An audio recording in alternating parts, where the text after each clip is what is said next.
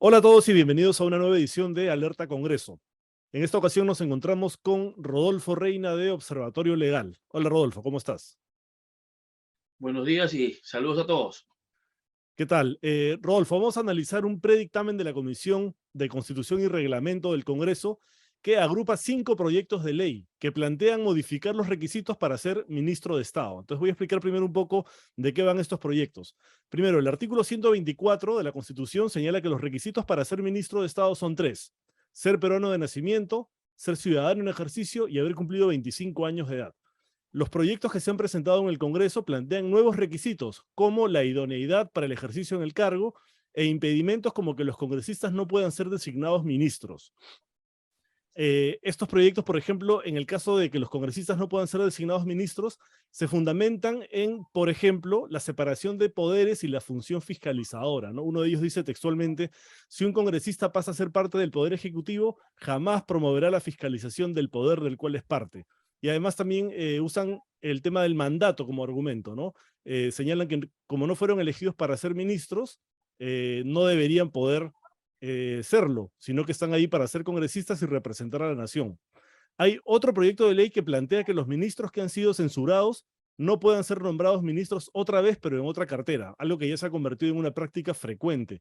El caso más reciente es el de la ministra actual, Betsy Chávez, que fue censurada como ministra de Cultura y luego fue nombrada como, perdón, fue censurada como ministra de Trabajo y luego fue nombrada como ministra de Cultura. Ahora, el predictamen de la comisión justamente señala modificar el artículo 25 de la Ley Orgánica del Poder Ejecutivo en ese sentido, ¿no? Agregarle lo que voy a leer textualmente. Están impedidos para ejercer función ministerial los ministros censurados dentro del periodo constitucional.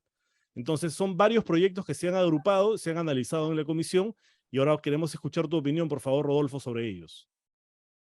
Bueno, en primer lugar, creo que no podemos desconocer que esta propuesta debe ser contextualizada en, la situación actual de gran grado de conflictividad que existe entre el gobierno y parlamento. Entonces, propuestas como estas y otras que hemos analizado anteriormente forman parte de una búsqueda de empoderamiento político del Congreso frente al gobierno. Y como te digo, marcado por este alto grado de conflictividad que existe. De allí que lo que se busca en realidad es empoderar al Congreso para poder arrinconar al gobierno en esta situación de confrontación que he mencionado. Sin embargo, esta búsqueda de empoderamiento del Congreso puede traer ciertos riesgos, ¿no? Como es el riesgo de romper el equilibrio de poderes que debe regir nuestro sistema de gobierno. No se trata de dar más poderes a uno de los poderes del Estado en conflicto, sino más bien buscar fórmulas que modifiquen el régimen político para que se distribuya adecuadamente el poder y haya mejores soluciones ante eventuales crisis o altos grados de nivel de confrontación como el que tenemos ahora. Esto como comentario general del contexto de la propuesta. En segundo lugar, creo que debemos tomar en cuenta para analizar esta reforma, uno desde el punto de vista formal y otro desde el tema de fondo. Desde el punto de vista de formal, que de repente ha pasado inadvertido hasta el momento, es el tema de que esta reforma, para poder establecer o incorporar algunos impedimentos para ser ministro de Estado, debió darse a través de una reforma constitucional o es válido hacerlo a través de una reforma legal. Un tema que de alguna manera no está suficientemente motivado en el dictamen. Máxime cuando los autores de estas propuestas de reforma han optado por la reforma constitucional, ¿no es cierto? Sin embargo, el dictamen ha pretendido justificar, desde mi punto de vista, todavía insuficiente, el que puede hacerse a través de la vía legal, que es modificar la ley orgánica del Poder Ejecutivo. En principio, debemos indicar que la facultad que tiene el presidente de la República de poder formar su gabinete es una facultad exclusiva y excluyente, conforme lo ha señalado el Tribunal Constitucional. Entonces, Bajo esa premisa, cualquier impedimento para ser ministro debería ser establecida a través de una reforma constitucional, en el texto constitucional. De allí que resulta válido algunos cuestionamientos que están haciendo respecto a la forma como se quiere imponer esta incorporación, teniendo en cuenta la sentencia del Tribunal Constitucional del año 2018, donde se establece claramente esa facultad exclusiva y excluyente. Y en todo caso, para relativizar esa facultad exclusiva y excluyente del presidente para designar ministros, los impedimentos deberían ser incorporados vía una reforma constitucional y no solo una reforma legal. Máxime, como he sostenido, el dictamen no tiene una suficiente motivación, solamente dice por un lado que como las reformas constitucionales son la última ratio y tienen una vocación de permanencia, debería optarse por una opción legislativa. Bajo esa lógica, pues haremos todas las reformas políticas bajo reformas legales sin necesidad de acudir a la reforma constitucional, lo cual es bastante discutible. ¿No? Y Además, segundo, además, perdóname, se usan el argumento de la permanencia, están dando a entender de que esto no sería permanente, que más bien es una cosa puntual para este gobierno y que luego podrían variarla. sí, pues me parece ahí que no hay una debida motivación como he mencionado. Y en segundo lugar, mencionan algunos ejemplos de dos leyes en materia electoral que establecieron algunos impedimentos para postular, que son un supuesto distinto al que estamos hablando.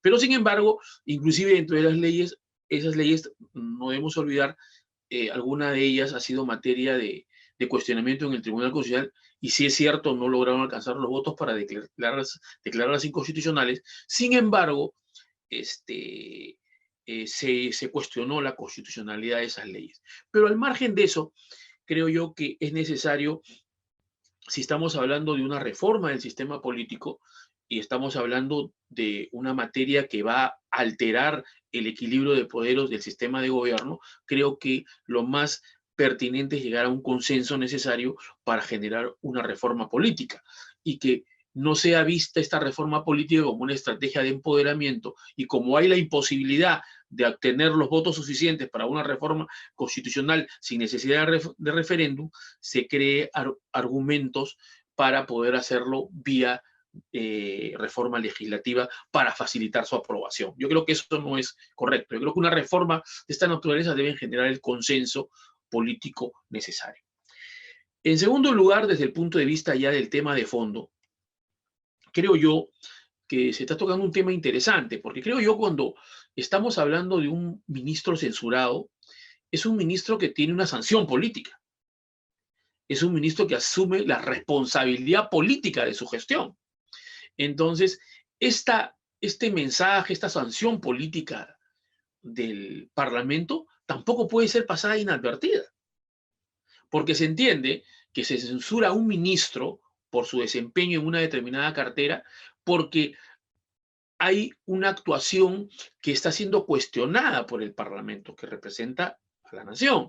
Entonces, si hay un cuestionamiento y por consiguiente hay una crisis, yo creo que no es lo más correcto que podamos, ¿no es cierto?, poner a un ministro censurado en otra cartera, porque lejos de que esta relación de control y colaboración que siempre debe existir entre el gobierno y el Parlamento de una manera pacificadora, yo creo que si tú pones a un ministro censurado en otra cartera o lo pones de presidente del Consejo de Ministros, sin duda lo que estás haciendo es agudizando ese Claro. conflicto, Es agudizando esa crisis. es como sacarle la vuelta a la censura y una manera además de desafiar al Parlamento, ¿no? Entonces, una relación de control y de colaboración, que es lo que caracteriza la relación de gobierno y parlamento, no puede pues estar en una suerte de constante crispación con este tipo de decisiones, porque de alguna manera, como te digo, la sanción política del parlamento no puede pasar inadvertida, tiene que merecer un correlato en el gobierno. Y creo yo que de repente es una buena opción que un ministro censurado no pueda reincorporarse a un gabinete. Ahora, me parece exagerado de pronto que sea durante todo el periodo constitucional, o sea, durante todo el periodo de gobierno. Pues parece que eso sería un poco exagerado. En todo caso, lo que podría hacerse es que sea acotado a un determinado tiempo. ¿Para qué? Para que sea un espacio de reflexión, un espacio de restablecimiento de relaciones políticas entre el gobierno y el Parlamento a efectos de que ambos poderes del Estado contribuyan al bien común, ¿no? A la situación de pacificación política, a la situación de armonía política, que es la condición necesaria para lograr el desarrollo. Yo creo que, si bien es cierto, es importante y es interesante plantear este tipo de prescripciones, porque de alguna manera, como acabo de decir, el mensaje político del Parlamento de censurar a un ministro no puede pasar inadvertido, pero debe ser más acotado, más restringido de repente en el tiempo, pero que de alguna manera genere algún tipo de respuesta o reacción en el gobierno que pueda restablecer una relación armoniosa entre ambos poderes del Estado, ¿no? Da la impresión de que algunos congresistas entienden la separación de poderes no como equilibrio de poderes, sino como tener a los dos poderes dándose la espalda, ¿no? Por ejemplo, estas propuestas de que los congresistas no puedan ser ministros. ¿Qué te parecen estas propuestas que se han presentado más de una? Sí, pues, efectivamente. Y como hemos sostenido también respecto a propuestas más o menos similares, creo que debe haber un ambiente más bien de integración, de cooperación, de colaboración, de flujo de relaciones políticas entre ambos poderes del Estado. Y es importante en ese sentido, por ejemplo, que un congresista pueda ser este, ministro de Estado, porque es una forma de articular el Parlamento con el gobierno. Además, eh, como hemos opinado respecto también a algunas propuestas que impedían que los miembros de la plancha presidencial puedan postular de la plancha presidencial al Parlamento, nosotros sosteníamos en esa ocasión, y también creo que es pertinente respecto a esta propuesta, es que lo que se debe buscar es un ambiente o un escenario de colaboración entre Claro. ambos poderes del Estado. Y En una vasos forma de comunicantes. articular. Claro, y una forma de articular es permitir que los congresistas sean ministros o o los integrantes de la plancha presidencial también puedan postular al Congreso. ¿Por qué? Porque permite articular. E inclusive recuerdas que nosotros hemos sostenido que inclusive desde nuestro punto de vista los candidatos a la presidencia también deberían encabezar las listas parlamentarias, un poco no solamente por elevar el nivel de representatividad de los congresistas en el Parlamento, sino también un mecanismo de articulación entre los partidos políticos, donde supuestamente un candidato presidencial tiene una trayectoria, un hoja de vida o un liderazgo, pueda ese liderazgo de esa agrupación política plasmarse también en el Parlamento y facilite acuerdos políticos que generen estabilidad. Ujú.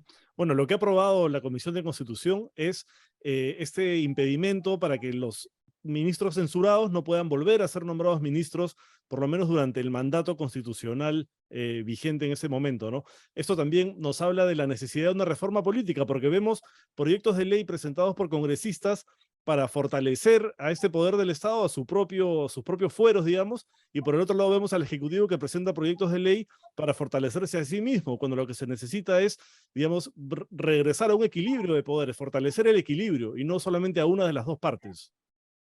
Sí, es cierto, y eso lo hemos mencionado ya en varias ocasiones, ¿no? Que no se trata de una lucha de quién acumula más poder en desmedro del otro poder del Estado, sino más bien cómo establecemos reglas claras que permitan solucionar de manera institucional las crisis políticas que en el caso nuestro, como estamos viendo ahora, se está prolongando demasiado y está teniendo ya en esferas distintas a la exclusivamente política, sino fundamentalmente en la económica, ¿no? Ujú. Bueno, y la salida de la reforma política sigue pareciendo una utopía, todavía. Muchas gracias, Rodolfo, por la entrevista, como siempre, y gracias a todos los que nos siguen en Alerta Congreso. Hasta la próxima. Gracias a ustedes. Hasta luego.